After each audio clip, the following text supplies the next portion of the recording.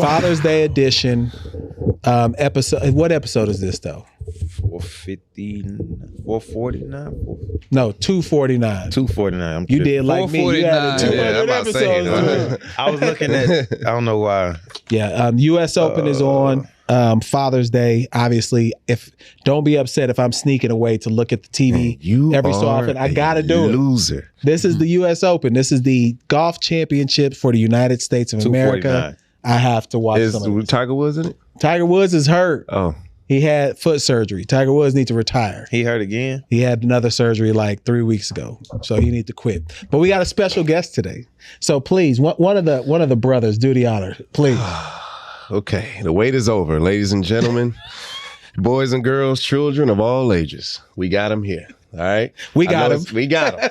So look, it's been talked about. It's been mentioned. It's all in the ethos of our comedy here and the world we live in. And all the Patreons always, man, where y'all dad at? He's here. We got him. This guy right here, philanthropist, policeman, 27 years. Not the policeman y'all know. You done brought out the big words Hold on. Let me cook now. Not the policeman y'all know. 27 years in it though. Retired. Businessman, poet, ex-football player, ex-pro athlete, ex-coach, ex-collegiate coach, All-American. Fought Muhammad Ali. So look, we gotta get to that. Look. We gotta get to that. And most importantly, an amazing father. Straight up. I would like to welcome a great husband as well. Great husband. All of it's Father's Day today. It's Father's Day today. But all of the above. Leave that out. No, I ain't gonna leave. We can let him do it though, not y'all. You know what I'm saying? Hello, man. Ivan Seahorn, welcome to the show. Welcome to the show, sir. Welcome to the show. So applause all around. You know, I'm gonna just say this. Thank you so much for having me on this special day. You don't know how much this means, but I'm gonna take it sound bite at a time. I'm about 30 seconds in, and my pulse in my hands I'm just so excited. You doing a lot of flexing already, too. You know, but I talk with my hands. You do.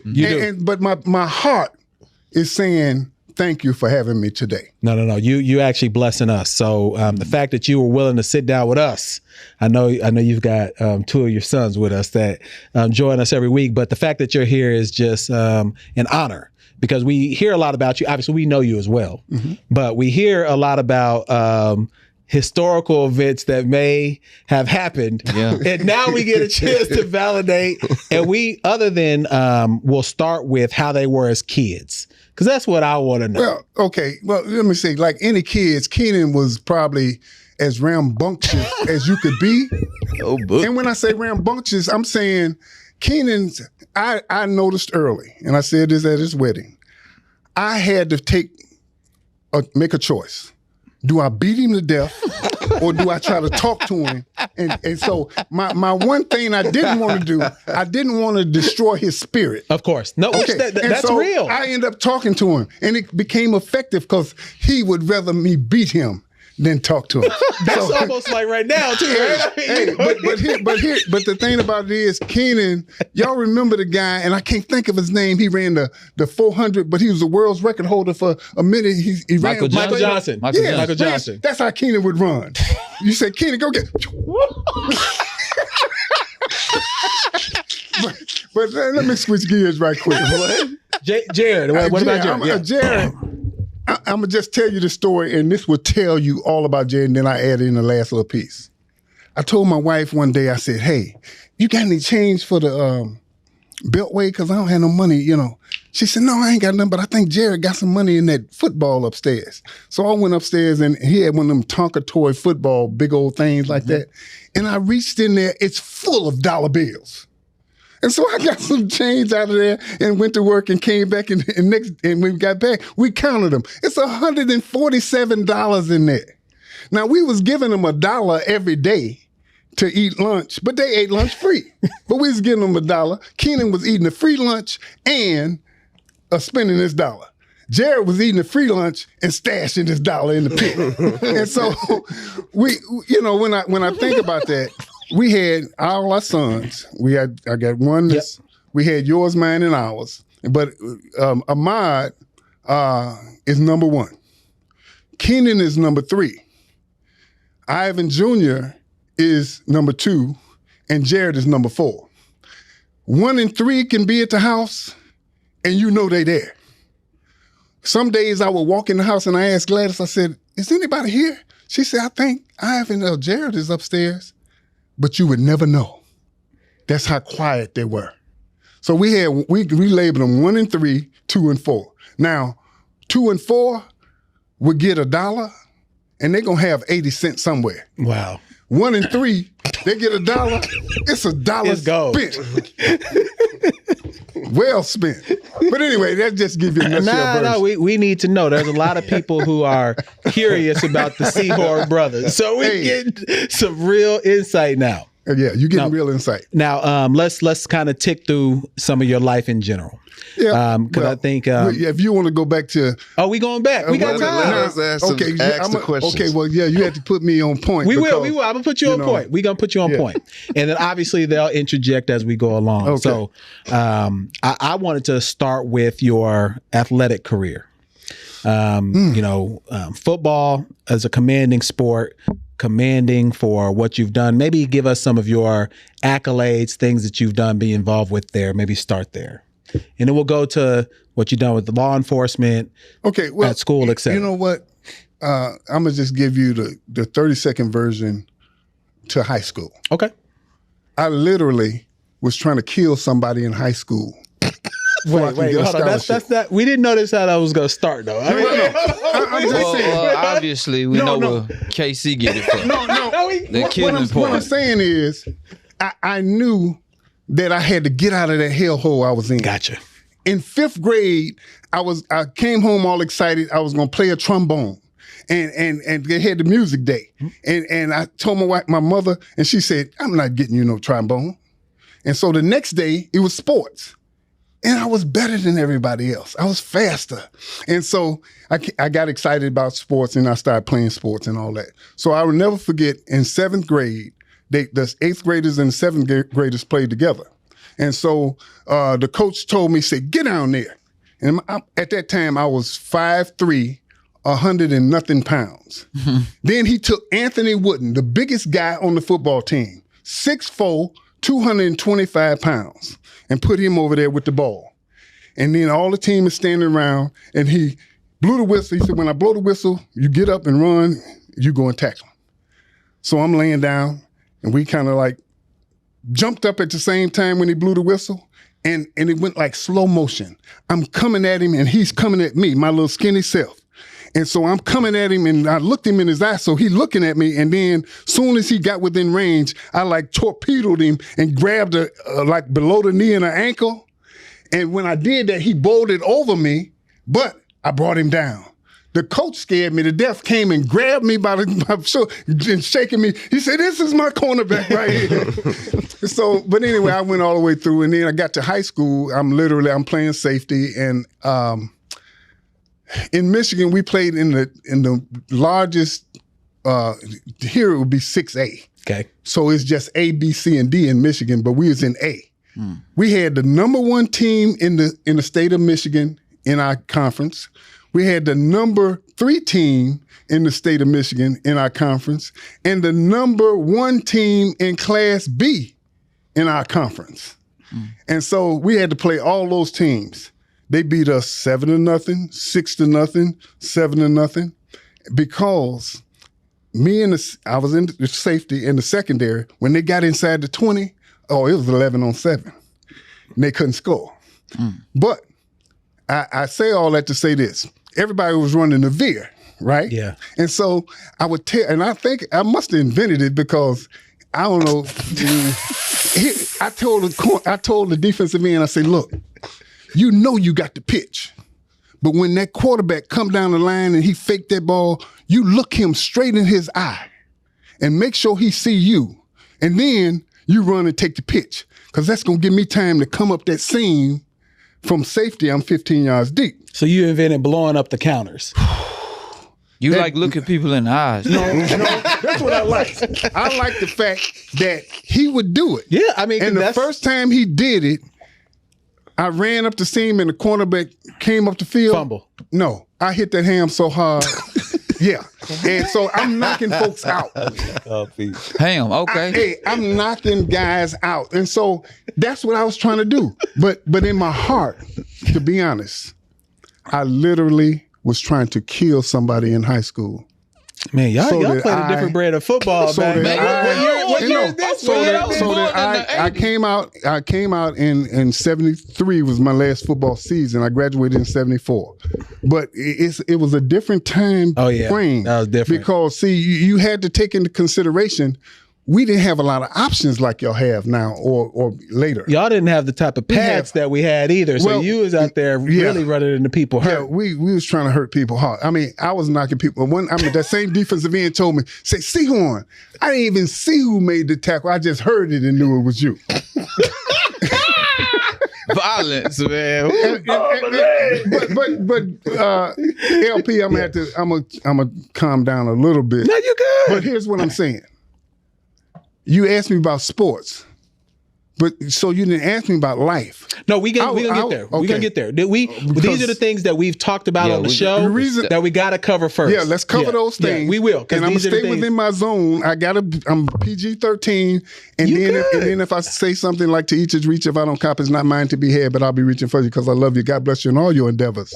Oh, you as long as they don't conflict with mine. Yeah, because I can't go over that line. My wife. So the reason why we're bringing up the sports, we're about to bring up Muhammad Ali and a few other things because people have specifically asked us about it on the pod. So we want to start there. Go ahead, Phil. Go ahead. No, I was just saying I got one question for him because I know he was at Martin Luther King's speech on Washington. I mean, these stories are incredible that they have about Mr. Seahorn. Right. Well, I can put it his childhood in a nutshell. So he took us to Ben Harbor one time. Ain't nothing in Ben Harbor. Man, that no, for real. Crazy. There ain't nothing there. What you mean there's not nothing there? Like man, there's nothing there. Industry. It's everything left. Everything left. It's just bad. Wow. It's one of those. I don't know now, but that was what, late 90s? It might be worse. Yeah. Now it is worse. Yeah. The thing about Ben Harbor, I know grown men who would not be caught dead walking in Ben Harbor after dark. Yeah. You see what I'm saying? So I'm saying we saying sports. So I found an avenue in 5th grade. I found a little avenue, made it through junior high, got to high school. Now I'm much better, so they got me a quarterback. But, I'm not the guy. I'm the wrong guy for quarterback. We can't have him at quarterback. Put him at tight end. So I'm safety and tight end. They put the old boy in the quarterback. Then when they did the yearbook and all of that, of course, all the photos, old boy. You see, but then, I'm just saying in my last game of the season, I had to play with 6 stitches in my head from a hit. And somehow a cleat or something got caught up and it cut me. And so I got my helmet, it's like this high off my head up over the bandage because there wasn't no sit out and all this in my last game. And so we playing Muskegon Catholic Central. I definitely would have sat out. I would have sat out. Hey, we playing Muskegon. We playing Muskegon Catholic Central. They're the number 1 team in Class B. Quarterback 6'5", 225 pounds. Cam Newton. They couldn't score on us. They was moving the ball up and down the field, couldn't score. It's 12 seconds left in the game, 0-0. Damn. They called timeout. When they called timeout, came back out, I saw the quarterback hand off to the guy, but I saw the reverse coming. And I'm going for the reverse. They on the 6-yard line. They did a double reverse. I had to hit brakes, and it's the quarterback, and he running for that cone. I'm trying to beat him to the corner, and he crossed the path of the cone, and I hit him, but he got him. You sound like you want that play back. You sound like you want that shit right here, man. I'm gonna tell you how crucial it was. I'm gonna tell you how serious it was. You felt like you was right there. It's like some I'm gonna tell you how serious it was. The The game is over with, right? This is the number 1 team in the state of Michigan in Class B.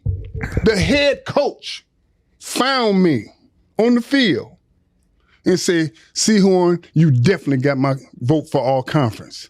We knew that the only way we was going to score, we had to beat you. Yeah.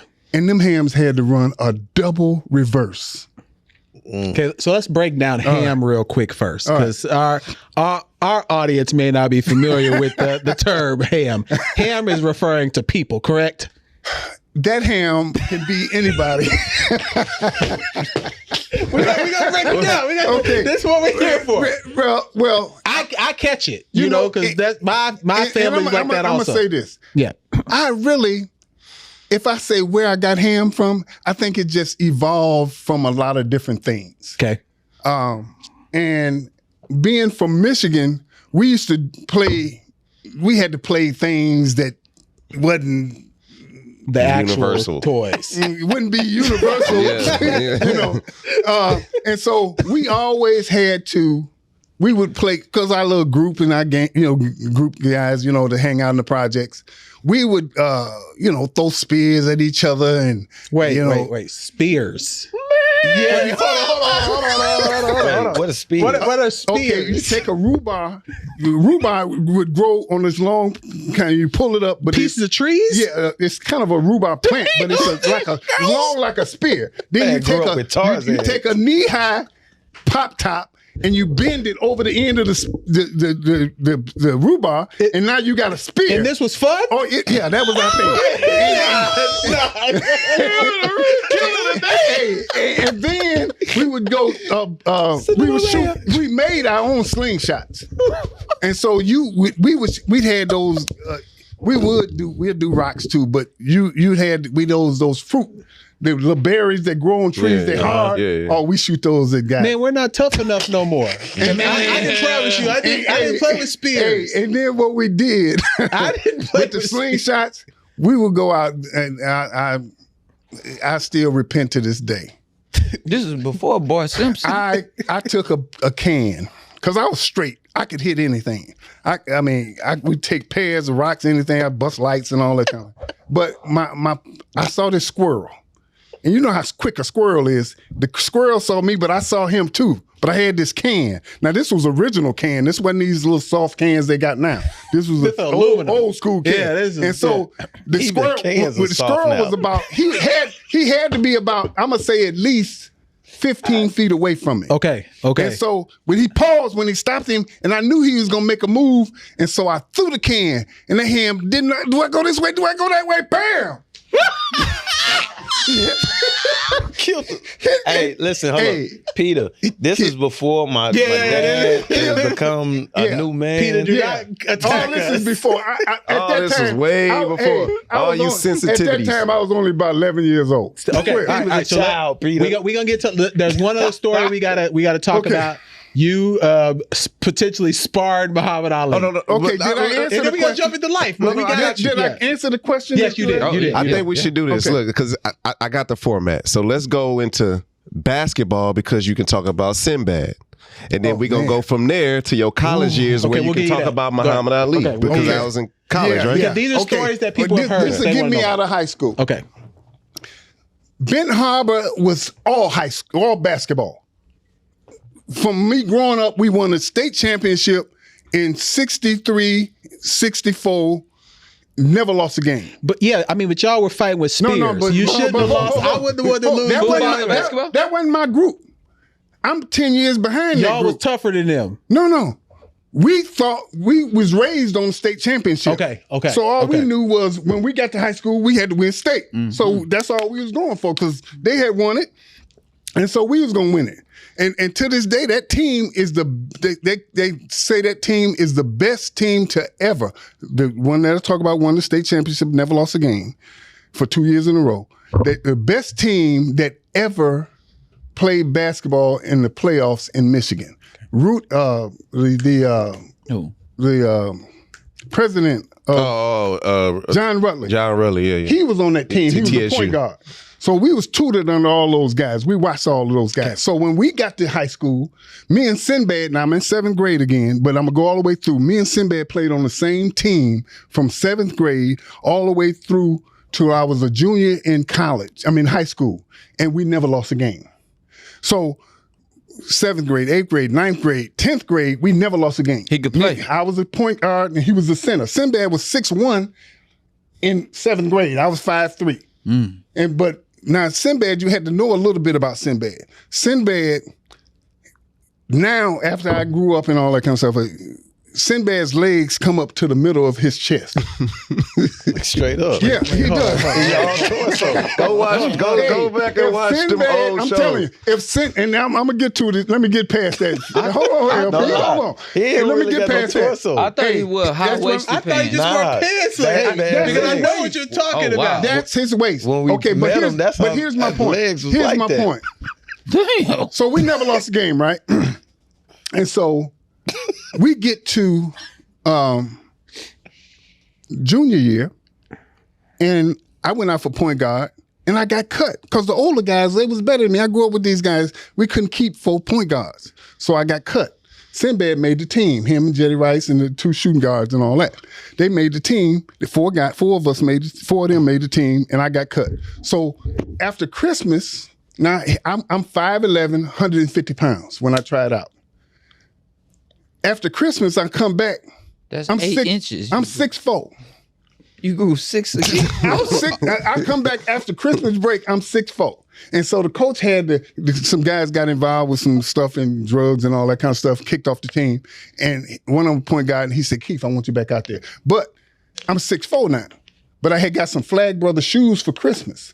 So with the big old soles on it. So I'm about 6'6". I'm running the varsity club and I'm handing out programs at the game.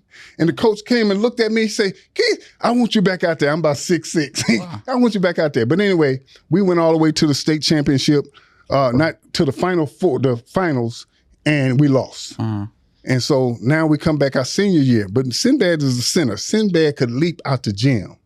But we had 2 scorers that was we always 6'3" and 6'4", so we always had an advantage in the guard. And then they put me at the 4, and then we had another guy, my best friend. That I missed over some of his stuff in middle school, but I'll come back to that if y'all need me. But here's my point: we got to our senior year. So the coach trying to get Jazzy now, he said, "We got to get y'all some experience outside of this area so we can get ready to win state." So we go up to Saginaw, Michigan for a scrimmage. That's where Draymond from. And we heard about this guy named Tony Smith. And so the first day we get there, man, we buzzed through them hams. We doing our thing. We running all on them. We dunking. I mean, we couldn't dunk then, but we high flying. Because we averaged 90-some points a game. Couldn't dunk then? You couldn't dunk it, and it wasn't no 3. Yeah. Wasn't no 3, and you couldn't dunk. And y'all scored 90. 90 a game. We running on everything. Life. Made shot, missed shot, made free throws, missed free throws. It didn't matter. We running on all of it. Spears, when you run from homemade Spears, your basketball game is gonna be incredible. But anyway, long story shorter, we got to the second day of the scrimmage. And we all there warming up and everything. They down there. But we hear some boom, boom, boom, boom, boom, boom, boom, boom. And then around the corner, here come this guy, big old afro, about 6'1", kind of light complexion guy. Chef? Boom, boom, boom, boom, boom, dribbling 2 basketballs coming. And so it's Tony Smith. We say, "Oh, that's Tony Smith." And so anyway, we jump ball. And somehow Sinbad got the tip, but we went down and did nothing. Tony Smith got they gave him the ball. He flew up the court, like 100 miles an hour, it seemed like, and got to where the guard was we was in a 2-1-2 zone. Got to where the guard was on that side, and just rose up and shot about a 30-foot shot, nothing but net. We got the ball, went back down, nothing. Tony Smith got the ball, woo! Went to the other side where the other guard was. When he got over there, Gary jumped on him, and he kind of went back, had his back to him, and kind of earled him a little bit like that, and rocked him, and then turned around and shot about a 35-foot jump shot. Bang. and it hit the basket. It's like it blew the basket out. It's like, boom. All, just blew it out. Man. And so then we came down and did nothing. They get the ball to Tony Smith, and he split the guards. You know they're supposed to come together. Hey, look, watch this. The two guards, they're supposed to come together, right? You don't let nobody in there. That's your number one thing. He splits the two guards. Come on! And now Sinbad see him, and he's coming up. He rolls, and he goes, woo. He just rolled. I told you I'm with my hand. He rolled Sinbad up like this and finger rolled. We got to get Sinbad on the pod. It was beautiful. And then we went down nothing. He got the ball back. Went to the guard on the other side. Then came to the baseline on me. This is real. Came to the baseline where I was, in the zone. I jump on him. He got his back to me. He like, rock me. And then, this is what he did. He turned around in my face and shot about a 20-foot jump shot and hit the shot. And now this is where I can't go over my PG-13. No, you got it. Okay, hold on. No, watch it. I got to say this so you get the full effect. He said, I got something for all you MFs. And ran back down the court. Did Tony play in the ABA or something? Tony went to, and I'm telling you, real story. Watch your glasses. Hey, real story. Hey, Phil, real story. Go ahead. Hey, Tony went to the Running Rebels. Oh, so he went to UNLV. Okay. I saw that ham take 2 dribbles past half court and hit the shot. That hand was cold. Okay, we got it. Okay, all right. But watch this. Tony, he got kicked out of school, dropped out, whatever. Okay. Went real bad in drugs and all that kind of thing. Yeah. But then, when I heard about that, it's just heart-rendering. But this was late in life, that he was kind of messed up in life, gave his life to the Lord. Okay. And then came back, and I hadn't talked to him. I hadn't heard about him since then, but I was just glad to hear that he had that turnaround. Yeah, because you talking about a guy. This was before Magic. This was before Magic. Yeah. This was 2 years before Magic, because Magic beat our team to go to the state championship 2 years after we left. Okay. Yeah. Okay. All right. We getting to it now. All right. College now, and then also Muhammad Ali, and we want to give people some life lessons. Now, if you want to go, okay, we can go life lessons. No, we want the Muhammad Ali story just because we talked about it on the podcast. Let me do Ali. Can I do Ali now? Yeah, let's do Ali now, and then we're gonna go life lessons. Let me get to college. Let's go to college. So let's do Muhammad Ali with it. Ali's in college. I know. Let's do it. Ali's in college. Okay, you got it. All right, here we go. I'm okay. I get my scholarship. To where? I had a scholarship at Eastern Michigan University. Okay. I had a scholarship offer at Michigan State. Okay. But I went to visit Eastern Michigan first. And when I went to visit, I didn't like it. No. Okay. And so the coach that got the job, that had me come down there, he got the job at Central State University in Wilberforce, Ohio. Okay. Where Harriet Tubman went through with the Underground Railroad and all of that. Yeah, no, that's a real story. Hey, that's real real. story. Because that was one of the stopping points. But here's my point. Central State. So I'm at Central State, right? Yeah. And I fell flat in love. Ooh. Why? What made you fall in love? Because it was us. It was home. It was something that I felt a part of. And then y'all have to realize, when I came up, it was racial. I'm talking about, the only thing about being up north is the federal government made us have to integrate and be with each other. So we had to go to school, we had to write the book, but it was separate. But let me stay on point as much as I can, because it's so much stuff going on, right? So I get to Central State, and I signed my contract, and I signed the scholarship in February.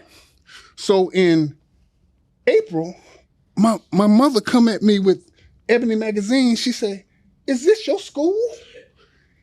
The most destructive tornado in the history of Ohio hit Wilberforce, Ohio, and Central State University and destroyed 80% of the school. And so my mother said, "Well, what you gonna do? You gonna try to go back to Michigan State or try to go to Eastern Michigan?" I say, "No." I say, if they open the doors at Central State University. My commitment is Central State University. And so I went on to Central. So as a freshman, I got the shock of my life because we was going to Chicago for the first game, and I didn't make Ksea. I didn't make the traveling squad because they couldn't take everybody. I'm third team guy. And I couldn't, that was a shock to me because I've been, since 5th grade, I've been running it. Yeah. And so anyway, go through that whole year, and they finally started playing me on special teams, kickoffs. So they had me on special team. I had my lane and all that kind of thing. They kicked the ball. I went straight to the ball. I went straight down the field and hit the guy. Great tackle. I thought I did a great job. Oh, the coach just blasted me. And so anyway, long story shorter, when end of my freshman year, they said, I guess they had a meeting. They say, look, what we gonna do with this Seahorn? He's not quite fast enough to play in the secondary on the college level, but he'll hit anything. The linebacker coach said, give him to me. And so he put me at linebacker, outside linebacker.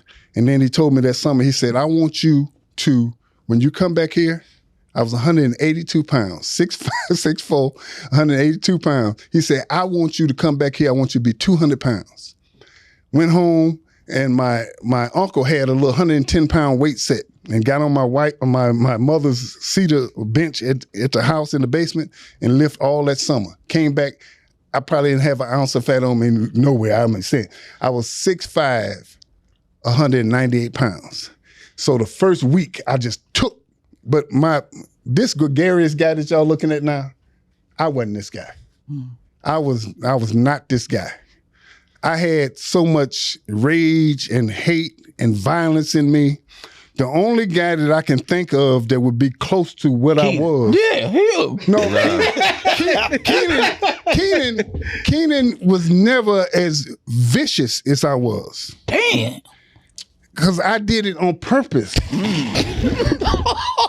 And so I took the position, I took the senior that had it linebacker, I took his spot. So now I'm really focused on, trying to make All-American, because I had trying to kill somebody to get a scholarship. I'm trying to make All-American so I can now make it to the pros. Yeah, we had looked up that your nickname was Ivan the Terrible. Yeah. And if you just look at anybody that was there, women included. I went to his. I was there when they did his inductee for the Hall of Fame. Yeah, and the stories he didn't even talk. They were man. Let me tell you about your dad. Like we sitting around like this, and they telling all these stories, and I'm looking at him like, you did what? Hey, I'm gonna tell you, LP. I wanted to just. I'm gonna try to stay. I have to constantly try to stay what I call straight vanilla. We got you. So let me get back. I've taken a position. I'm on the field. Yep. So now we playing Jackson State. One season removed from Walter Payton being there. Yep. So our goal was to hold them under 100 yards. Okay. We had to hold them. If we hold them under 100 yards, that was a good day for us on defense. That's one of our goals. Mm-hmm. We end up holding them to 98 yards rushing, but we end up losing the game. They got a pass somewhere over the middle, and then something happened. They end up winning the game. Well, anyway, in the film session, the linebacker coach pulled me over. He said, they used to call me Keith. They said, Keith, the head coach told me, tell you, if that's all you got, we're going to have to put Nat Ciano back in there. The next game, we playing Youngstown State.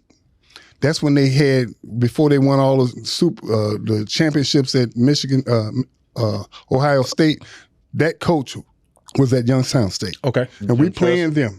Yeah, could be. We playing them. And the first 3 plays, I knocked 3 guys out.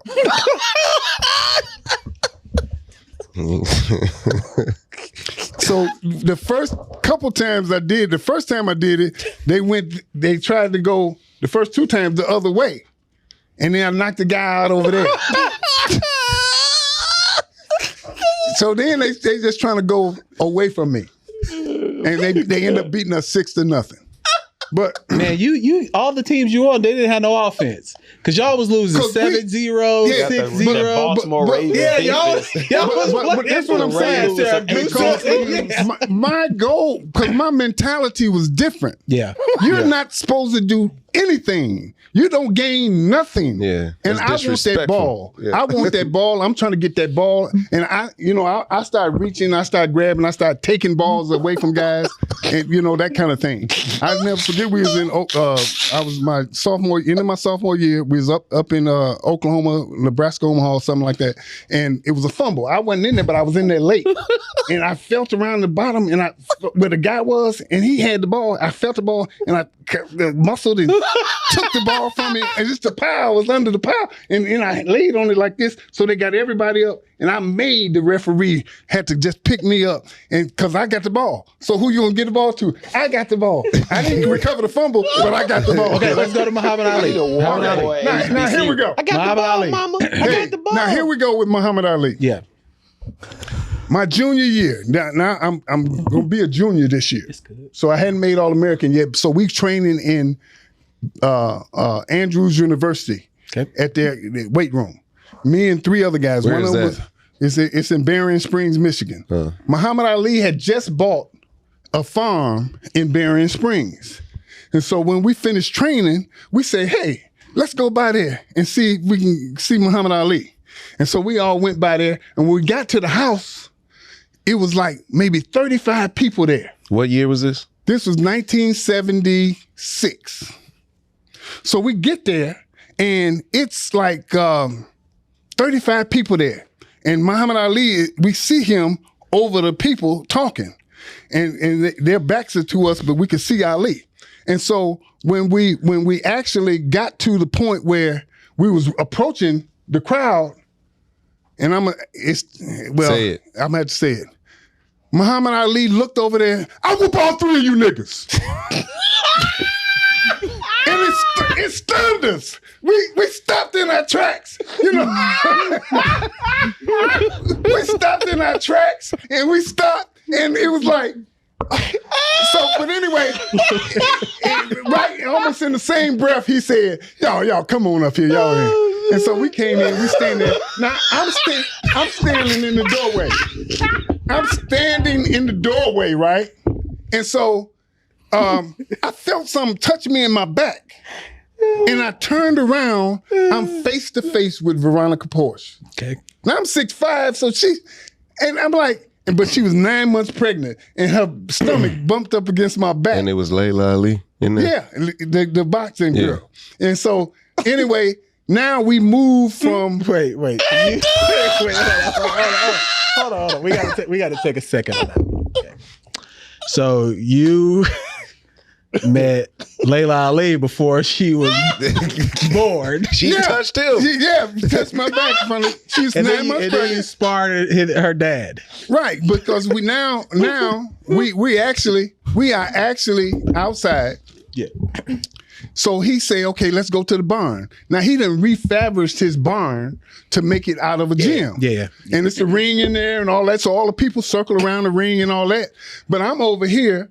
His heavy bag is standing over here. So I'm over there punching the bag. Bam, bam. I'm hitting the bag. And then all of a sudden, 2 guys came up on the side of me and grabbed me by my arms like this. FOI guys? They were FOI? He wasn't FOI then, there was Ali's guys. Okay. But they just said, Ali don't like nobody punching on his heavy bag. I said, well, all right then. Like, help me. So anyway, I go. It all makes sense now. Hey, we go outside. Now he get out the ring, right? And everybody going back outside. So now everybody's all circled around. And Ali is on the inside. Everybody's all circled around. And Ali's on the inside. We on the outside. And then he came over to where I was. Show me what you got. Show me what you got. So now it's me and Ali in the ring. And I'm just, we boxing and kind of pondering around and... I think I could have got a couple left hands. But he said, you said his reach was so... But so afterwards, now stay still, don't jump around. Okay. Hey, afterwards, we measured left hands, right? Because I was a little taller than him because he about 6'3". Yeah, he is taller. And I'm 6'5". Yeah. But we measured left hands. My left hand, move your hand. He was already at your face. Left, I ain't gonna hit you. Hey, my left hand was about this far from his chin. About this far from his chin. And his left hand was on my chin like this. Yeah, he got them long arms. He had them long arms like that. Yeah. All right, now I'm gonna go to the part B, but I'm gonna go straight to it. No, since we're on boxing, we can add this in. Okay, the Evander Holyfield. Yeah, so because people don't validate my story. So you tell the story then. So when I was 4 years old, he took us to go see Evander Holyfield. Evander Holyfield practice, yeah. And he was at a gym, I think, in 5th Ward or something like that. Somewhere, I can't think exactly where it is, but I know we were there at the gym. And so I went up to him and I told him, "You're not the real champ. Mike Tyson is." And his words were, "Who kid is this?" And my dad at the time was about, he's 6'5", but he's about like 245, like solid. Yeah. So when he walked up, like I could see the tension between Evander Holyfield because I just disrespected this man. But I'm only 4. And I could see that I kind of disrespected him. But then when his presence came along, he was really like, oh, it's that on some other time or whatnot. And so I thought like it was gonna go down, and I was be ready to jump him, of course. But I mean, clearly, you're. Look, I think first off, confidence is everything. Yeah. But you said you thought you was gonna get some left hands in. I think I got a couple left hands in because when we was moving around, kind of posturing in left hand and right hand, and all that. I don't know. I mean, I don't know. I think I could have got a couple left hands. Got a few in? I think I could have. What about on Evander? On Evander, I didn't. Keenan, that story is true. We were there. I remember the I didn't get the whole gist of everything. Like it was me and Evander. Like I would knock you. But then I thought about it. See, because back then I wasn't taking no L's at all. None. And so I told Keenan, I said, now maybe I walked up and he just, we just played it off somehow that, oh, this your kid or something like that. But it wasn't never I felt any threat. Oh, okay. So if you felt a threat, it'd have been different. Yeah. Well, it'd have been a challenge or something. Yeah. Because now, of course, especially if Keenan like, man, Dad, this guy, man. I mean, if he'd have said something just off the wall or something like that. But knowing what I know now, man, Evander Holyfield at the time, he was probably as crazy as I was. But he was the heavyweight champion of the world. But here's my point. He was crazy though. I tried to take them to different things like that so they can see, see stuff like that. But I always loved Evander Holyfield. So we got some news. This will be a part of, because I know you've got a Big Pokey story also. Mm-hmm. I'm not sure if the reports are true. No, it's confirmed. So it is confirmed. Yeah. So maybe we'll start with rest in power. He was in Beaumont at a show, and not to bring the show down now, but I do want to put that in because I want to make sure that people understand that not only are we going to celebrate Father's Day today, but at the same time, we want to celebrate his legacy some. And I know you all had some encounters with Pokey as well. We were going to talk about that today in a different light. We were. Yeah. Because we've talked about those stories on the pod before. So I don't want people to feel like we're trying to avoid the topic about what we're doing. So I want to bring it up for that purpose. Anything y'all would like to share? Because I know there's a Big Pokey story out there. What are y'all thoughts on that? Or just in general about Pokey as we go along? Start with Phil. He from Yellowstone. Yeah, he from my neighborhood. When someone makes it out your neighborhood, they always become the hero, so to speak. Huge fan of his. Stayed literally 2 blocks over from my grandmother. We always was over there. Always was a huge fan of his. So I have a friend who's actually the girlfriend, and I know the family is hurting. So man, it's a sad day for real. No doubt. That's sad. I didn't want people to feel like we weren't going to address it. Yeah. You know what I mean? Big Pokey is a big part of Houston culture. Like definitely. Like you don't get no Travis Scotts. You don't even get the Drake y'all love without like the Big Pokey being a part of him, Lil Kiki and all them just displaying the culture to the world like that. And I don't think people understand it. Houston people understand it, but yeah, they was a big part of hip hop culture. Like, and he is a big part of hip hop culture. Just the lingo, the flow. The lingo, for real. The lingo, the flow, like the flow. Like me and my wife was jamming the whole way over here. It's like he was phenomenal on the mic. Yeah. Rest in peace, Big Pokey, man. Go ahead, Ksea. Before I get into my fantasy football team for the longest was named "Hit Like Hiroshima." Like that was my favorite lines. I hit like Hiroshima. Like that freestyle. I asked her where Big Shoshi came from. You did say that. All the time I used to be like, who that, Big Shoshi? And then all my partners start calling me Big Shoshi. And that's where I got it from. Like, that's one of my favorite freestyles of all time. And when I saw the news this morning and then saw the video, unfortunately, like it messed me up. And then when I talked about it in the group chat, I didn't even want to bring it up about the story that he'll have, but I just that was the first few things I thought about. And it's just unfortunate, like in this day and age, everything is video recorded, and like just to see him, I couldn't let that be the last thing I saw of him. But of course. So I was just streaming his freestyles, and then one thing that I saw that it was actually going viral on Twitter was that I had posted that video of him and Lil Kiki when they was talking about the bacon. Yeah. During the pandemic. Bacon. He was like, you cook it on the skillet, it come out bow-legged and not be slew-footed. Like, that was just like another side of him, and that's what I wanted to see in regards to him, because I didn't want that video being the last thing I see of him, because that's a legend, literally, like one of my favorites of all time. And like it's sad. It's a sad day. No, definitely. I wanted to make sure, and I know that'll bring us to like maybe just like Houston in general, because you had a long career in Houston, a part of Houston culture. I've done things with pretty much anybody in the city of Houston. Any impressions you want to leave there, and then we'll talk about life and just maybe some things that we can leave with people also. Well,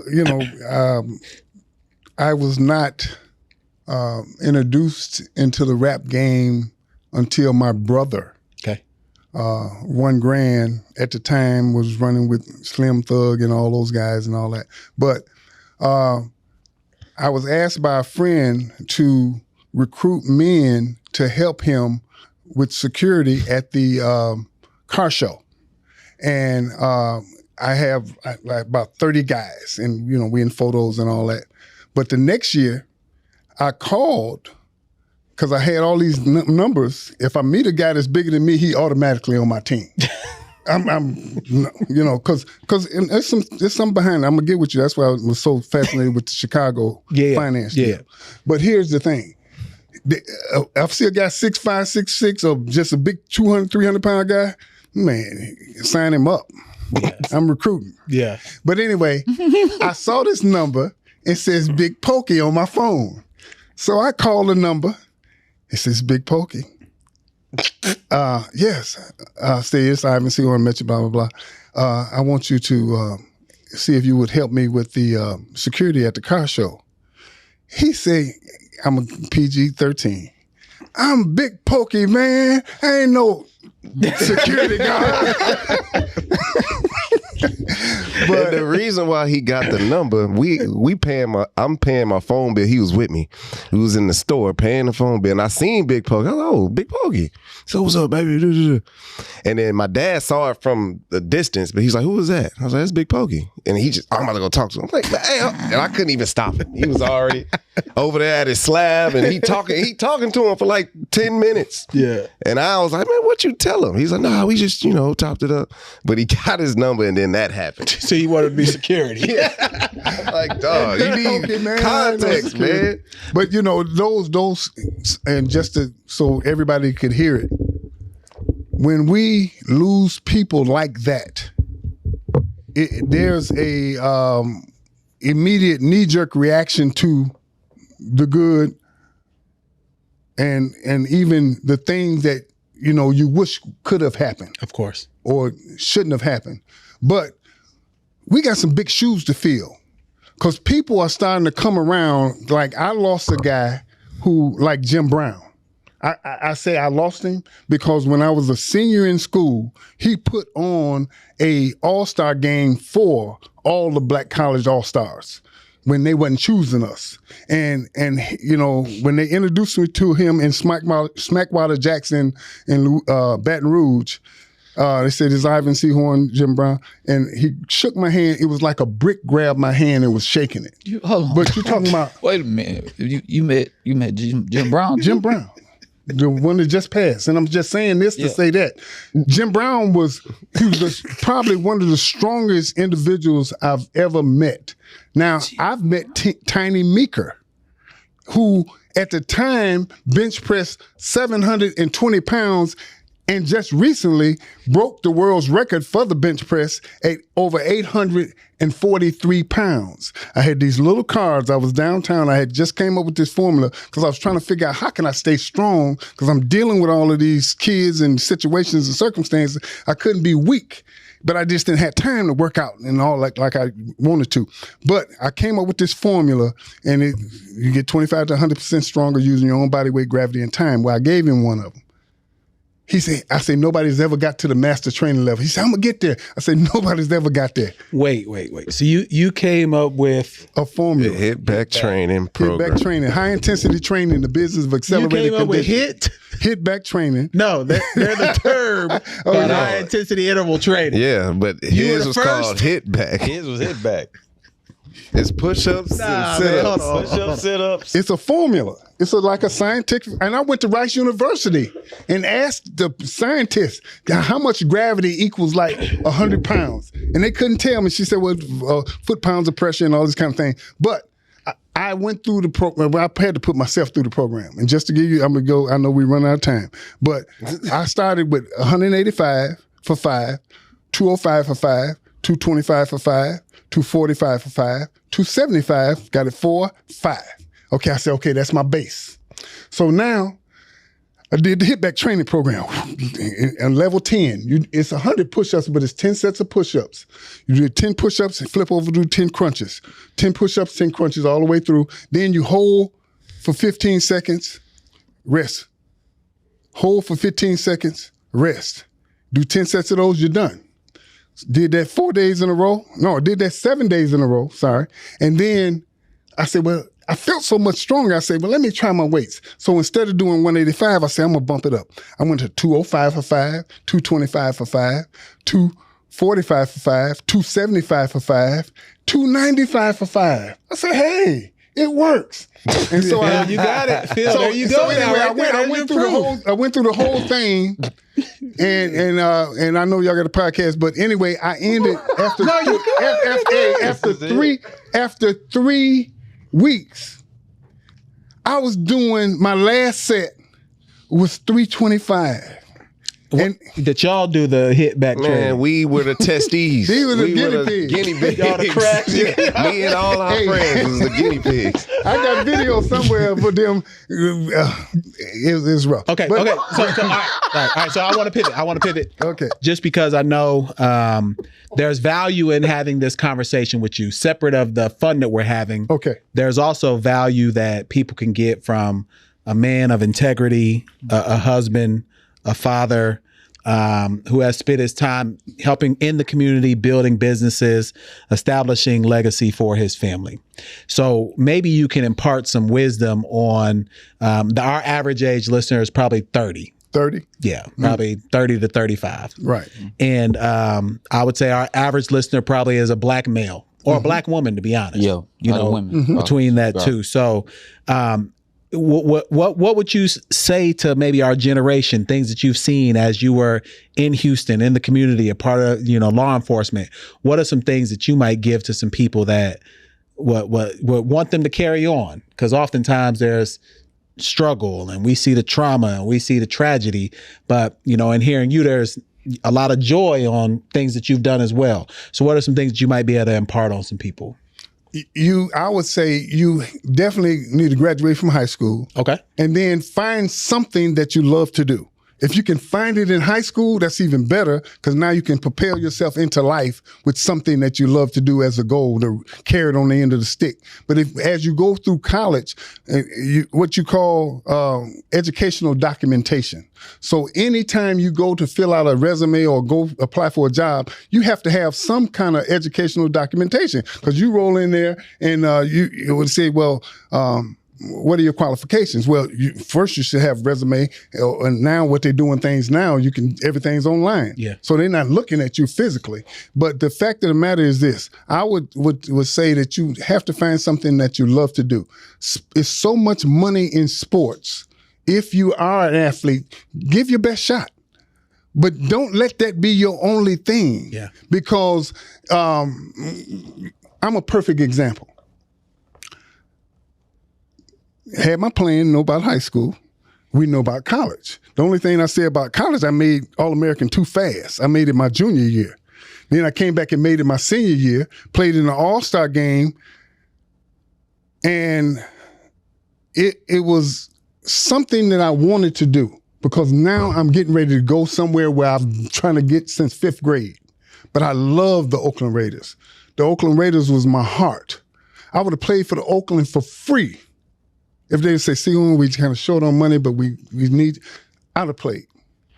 But anyway, long story short, the draft come that year after that draft for that year, they had 17 picks, all 30 teams.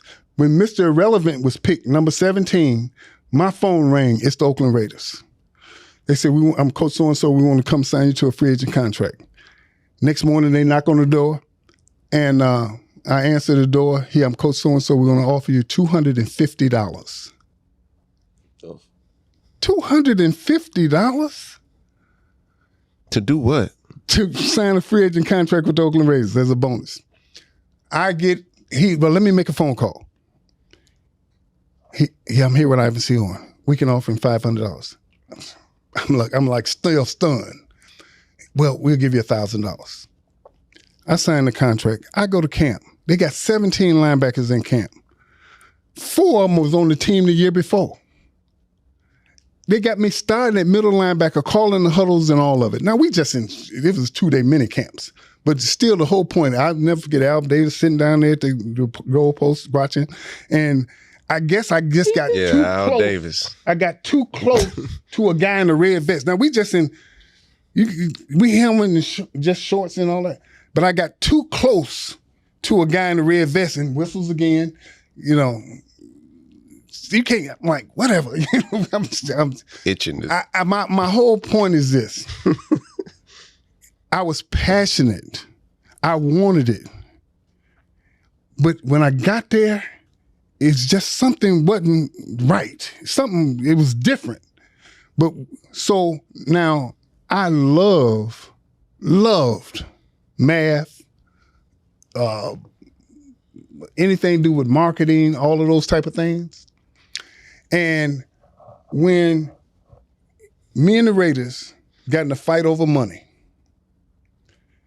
they called me, they say, Seahorn, you missed your flight. I said, no, I didn't miss my flight. I need $5,000 more. Oh, we'll give you $500 more. I said, no, I need $5,000 more. He said, well, we ain't gonna beg you to play. I said, fine, I'll go and coach college football. That's what I want to do anyway. And we went our separate ways. But I thank God for that, because I know how I was. I would run through a brick wall to hit an elephant head on. And my point is this. We know with Pittsburgh, they was shooting the needle. It's all documentation on steroids and all that. But a lot of those guys at that time was doing what they had to do. I'm just glad that I was able to invest in myself and go my separate ways. So the message I would have, whatever it is you decide to do, go all in, all out, but have a plan B and have some kind of educational documentation to prove what you did with your youth. Because if not, it's what we call you misnegotiated your youth. And now you find yourself 30, 35 years old with no documentation and no situation that can prepare you into life, legitimately. Okay, so what about family now? Like Family? wife, family. Ooh. What is something you might share with someone?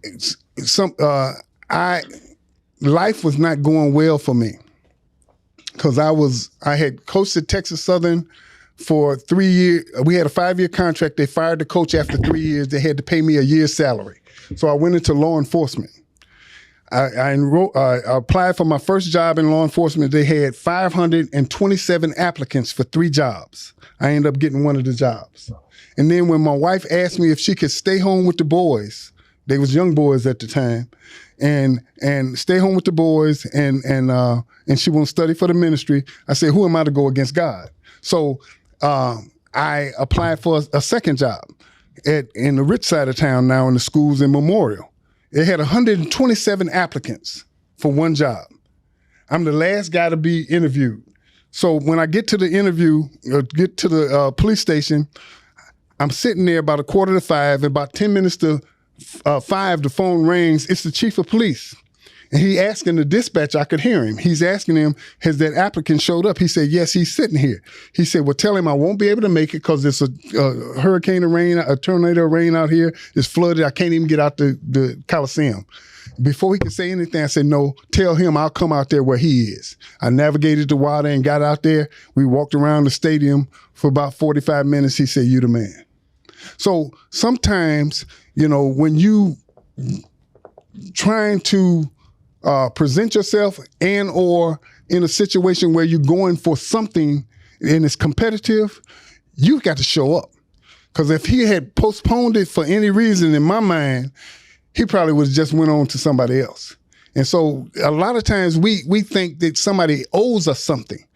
Nobody's going to, I'm just looking at the podcast people now. Nobody cares. Nobody's going to give you anything. You have to work for it. You have to prepare for it. I was prepared to play for the Oakland Raiders.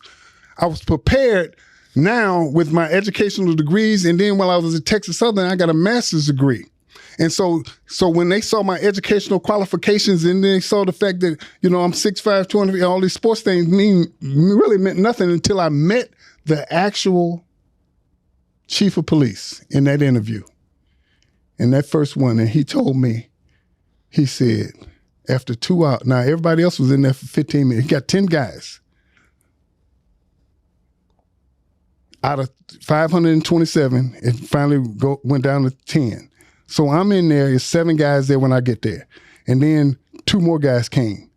They called one guy's name, he went in there, stayed about 15 minutes, he came out. Another guy went in there, about 15 minutes, he came out. Then they called my name. I go in there, about 15 minutes, I could feel the interview wrapping up. And in my mind, I'm like, I can't go out like that. And I looked around his office and I saw some football pictures and I hit him with a couple football questions. I was in there for 2 hours. When I left out, I knew I had one of the jobs. And I needed that job. I wanted that job. So anything that you go after it wholeheartedly, whatever it is. Whatever it is. And see, I'm a living proof family-wise, especially wife, that a sanctified wife will sanctify her husband. Because I was nowhere near where I am today. And even when my wife, we got together under some different circumstances, but when I saw her, it was like love at first sight. Oh my God. And I say this all the time, but she gonna, why you say that on the thing? All I saw was, I changed it later, but all I saw was lips and legs. but to be poetic, I say all I saw was lips and hips.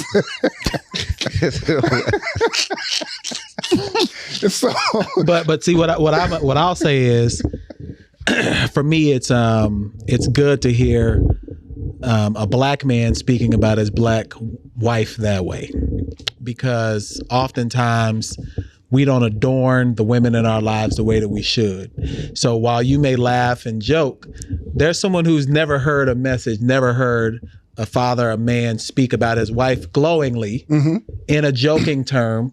They never have seen that. Like they've only seen the anxious moments or the moments where it's not comfortable. Yeah. You're a comfortable person sharing the story about how he felt the first time he saw his wife. The very first time. And most people don't get that. You got y'all have that opportunity to be able to sit around with a father who can tell you stories about the first time they met their wife. I definitely didn't get that. Most people don't. It's crazy. So even having this on the show is a lot. Right. Because most people don't have that opportunity. A lot of relationships are frayed. People don't know where people come from, et cetera. So that's an honor for you to even be able to share that. I know we're going to laugh. I'm going to straddle the line. This is a year before I met my wife, first time. I'm sitting, I didn't realize I'm really kind of depressed. Cause I'm praying, I'm like, Lord, you're gonna have to send me somebody because this is not working for me. It's not working. Hey, that prayer matters. And so he gave me something. He gave me a scripture. Proverbs 31, verse 10 through 31. And it talks about how beautiful women are and it's everything my wife is now. But I was not even saved then. But I'm reading it every day. It's just like something, I'm compelled to read it every day and read it every day. And then I went and played in the Texas State Championship game for flag football. We were playing tackle football and everybody else was playing flag. So we was beating up people. Anyway, long story shorter, we went to the state championship in San Antonio. Mm-hmm. And so when we got there, this military team had won 4 years in a row. Nobody had even scored on them. They had won 4 years in a row. Mm-hmm. We beat them 39-0.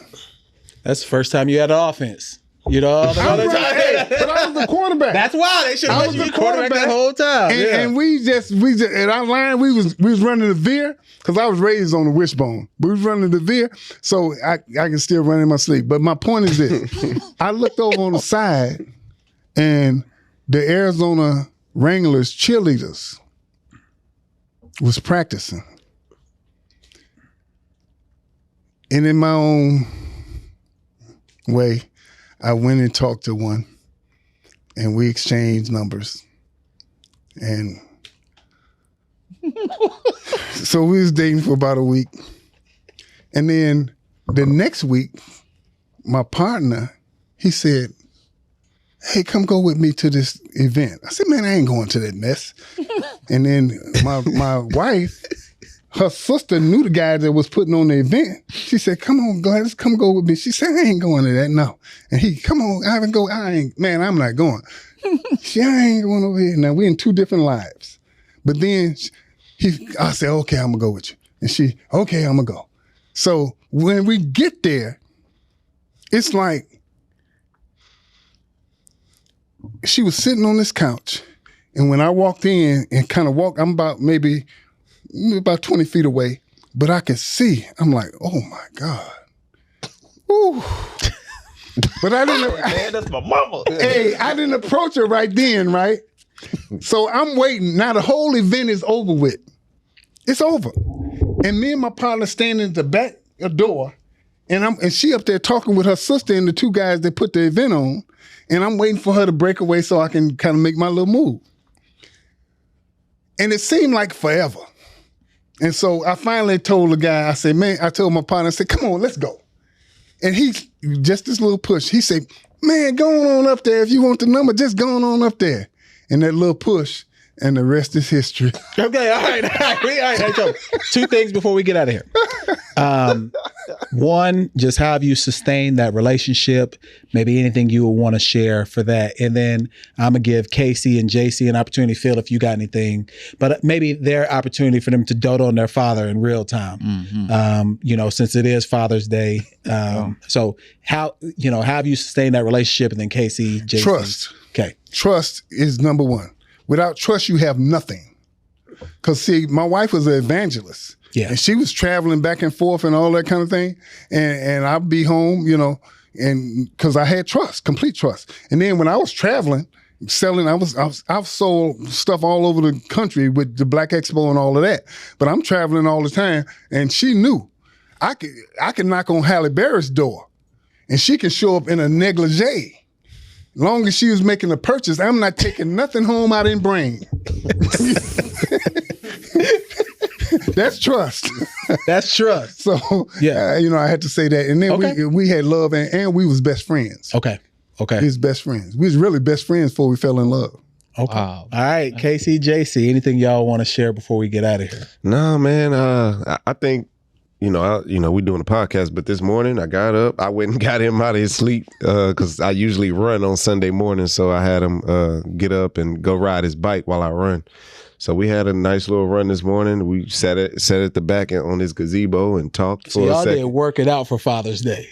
We just did a little run. It was hard. I ain't gonna lie. That was tough. I ain't gonna lie. Hey, he had me out my comfort zone. I was dead tired. He woke up some stuff. I was tired, but we kicked in, and I kind of prepped him for the pod. I'm we didn't. I just told him how it was gonna go or whatever, and then we ate breakfast. And then we headed here. So man, we talked already, but he knows, man. He knows he Big Papa, man. Like he raised us. He was always working. It's been times when I was young and I didn't see my dad for a whole week, but it'll be a Saturday and he'll wake us all up and gather all our friends and pack us in the van and just take us around the city, go to the movies, go to First Baptist, play basketball. We'll go to Exhilarama. It was like a little play spot at the time with an arcade. Like he would do that, and he had perks around the city because he was a cop and people knew him because of his character. As y'all see, he was this back in the late 90s and the early 90s. So people, oh, that's Seahorn, you know what I'm saying? So we had that to our disposal like early on. So I think he knows what he has gave us in our life, and for us to carry on and build our own temples up. And I think man, it's just that's Dad. Ksea. So like he said earlier, I would have definitely just taken a whooping in a conversation. Like that was a real thing. Because I used to always get in trouble. Like weekly, I was always getting in trouble. When we lived on the Southwest, we had a house. Our room was next to theirs, and across from our room was the bathroom. And like there was a window, and you could see when he was coming in the driveway. So when I used to get suspended or something, and my mom used to threaten me like, your dad gonna get you when you get home, I used to try to dart to that window to see if he was there. That way I can fake sleep. And so that never worked. Like I remember one time he really got me during my I really fell asleep, and then he got me, and they could hear me because me, him, and my older brother shared a room, but they could hear me like crying and stuff like that. But the next morning I didn't remember none of it. Yeah, I was terrified because I had got in trouble that same day, and I thought he was gonna get both of us, but he just got him. Yeah, and it's like he just whooped him in his sleep. This fool just after he was done, he just went right back to sleep. Like what? And then me and Ivan was like, bro, he whooped you last night. What? I didn't know. So he thought he was on a Black Mirror episode. I'm gonna bring up a little story real quick before I get into my whole spiel. But I remember one time I tried to dupe him. Like I tried to play with his intelligence. And I almost did it, but I didn't act good. I wore 10 things of drawers. 10 of them. If I would have acted like it hurted. Yeah, you was just being tough still. Yeah. But he got me, and then I just looked at him, and he was looking like he was confused. And then so he did it again, and I was just looking at him like, you know what I'm saying? I was tough stuff. Like Toby. Yeah, like Denzel and Glory. I'm like, yeah, this the day. but he like thumped my pants, and all he hit was like a pad. book. Yeah, man, I had to take off every single one of them. He told me a lie, but I say that because my wife and son and I, we went to church this morning, and her god babies end up getting baptized. So like what the pastor was talking about was setting the tone. So like he set the tone not only for our household, but he really like set the tone for me as a man in regards to like my morals, how I do with my family, and just how I carry myself as a man. Like I owe all that to him, just watching him like, growing up, how he did with it, my mom, with us. Like I'm doing it in my household now. And of course I do it in my own twist, but like every now and again, people that knew me when I was coming up and they see me now, it's like a complete difference. And then hearing him, how he was growing up to where he is now, is like the same path. And so, yeah, man, it's my dad. Like I said before on my post, like it's the dopest person I ever met. Obviously, let me say a couple things. I always heard your stories about you, and some I believe, some I didn't. Like I'll get in my car and be like, nah. That didn't happen. But to hear you talk about it, to be your boy's friend, I see where both of them kind of get it from. His physicality and rage, this kind of him, and the softer side of you is him, but he got the build of a strong, and it's just like having a dad is so important. Like I'm a person that didn't have a dad. So when I see, Ksea and Jsea, and they always glowingly talk about you, it's like, it's probably one of the most amazing things ever to have a dad that, and then your stories, you really live life, obviously. Yeah. And so, and you did a great job with your boys too. So happy Father's Day to you. Happy Father, and I'll add, happy Father's Day to Chief Rollins, of course. My father is very similar. If he was here, we would have a similar time. My father served with Sinbad in the Air Force. Mm-hmm. So we have stories with, that's why that movie ain't real. I've even asked my dad about it too. Mm-hmm. That movie Shazam is not real. That never happened. So, but my father, he was in the Air Force for 30 years. We traveled the world, met some incredible people. He has some incredible stories as well. Had us terrified to live in Louisiana from all the voodoo and witchcraft. There's still a story I'll never forget when we cut the head off of a snake one day, and then a lady was hurt down the street who they said was the snake. Wow. But my dad will have to tell y'all this story. Ooh. Like we used to live in outhouses and stuff like that. So it's just, it's good to have. You live with outhouses or we lived in an outhouse. I did too. Yeah. When we would go to Jeanerette, Louisiana, they didn't have no real house. We had to stay in a house where like a dog would pop up. Yeah. Like it's wild stuff. I know we had to use the restroom outside for sure. But we'll close it out for today. Can I get, and I'm sorry, I know we're over time, but it's one more story that I think will be good. Okay. You coached against Jerry Rice at TSU. Okay, so we'll close it out with the Jerry Rice story. Okay, Jerry, I'm had to give it here. We were the number 10 at Texas Southern. You know your numbers, We were the number 10 defense. I'm coaching secondary. Okay. We the number 10 defense in Division 1A. Okay. So we playing Jerry Rice. We done heard all the stories. Okay, I got my cornerbacks coached up, and I told him, I said, look, never play him the same way twice. Bump and run, then the next time come off of him, and then come up and bump him. And then the next time play off of him, but never play him the same way twice. So it's like 7-7 going into halftime. But it's like 12 seconds left. They got the ball on like the 12-yard line. So my guy comes up, he bump and run. Then the next play, that ham comes up and he in a bump and run position. Now Jerry Rice looks over at Titan, and Titan looked at him, threw the fade, touchdown. So they go up 14-7 at half. First play of the game, we bump and run, bam, corner on him. My safety rolling over the top, and they went deep to Jerry. My safety comes over for the interception, ball goes straight through his hands, and then my cornerback is on Jerry Rice's hip. He good. He on his hip, and so when the ball came down, Jerry Rice is like kind of like this low to the ground, and my cornerback is trying to swipe it and misses it, and he catches the ball, 71 yards, touchdown. It's like some motion picture After shit, that, man. Like, after that, it was over with. They beat us 42-7. Wait, I thought you was gonna say y'all came back. No, we're not come back from that. Hey, we're not come back from that.